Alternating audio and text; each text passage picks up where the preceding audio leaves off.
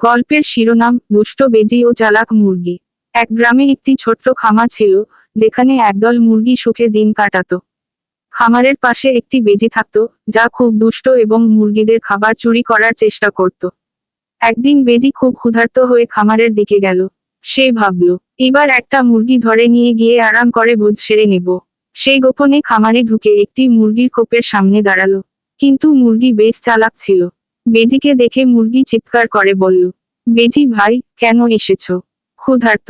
আমি তোমাকে কিছু খেতে দিতে পারি, কিন্তু আমাকে খাওয়া যাবে না। বেজি অবাক হয়ে বলল, তুমি কি মজা করছো? আমি তো তোমাকে ধরতেই এসেছি। মুরগি মুচকি হেসে বলল, আমার পেটের ভেতরে অনেক ডিম আছে। আমাকে খেলে তুমি একবারেই পেট ভরাতে পারবে। কিন্তু আমার পাশে যে বড় মুরগি আছে, তার ভেতরে ডিম নেই। তাকে ধরলে তোমার একাধিকবার ক্ষুধা মিটবে। বেজি লোভী হয়ে পাশের মুরগির দিকে এগিয়ে গেল। কিন্তু সেই মুরগি আসলে ছিল খামারের পাহারাদার কুকুরের পাশে।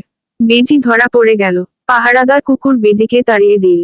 এরপর মুরগি বলল, লোভ সবসময় ক্ষতি ডেকে আনে। যদি তুমি সৎ থাকতে, এমন বিপদে পড়তে না। গল্প থেকে শিক্ষা, লোভ মানুষকে সর্বদা বিপদে ফেলে। সততা ও বুদ্ধি দিয়ে সবসময় পরিস্থিতি সামাল দেওয়া যায়।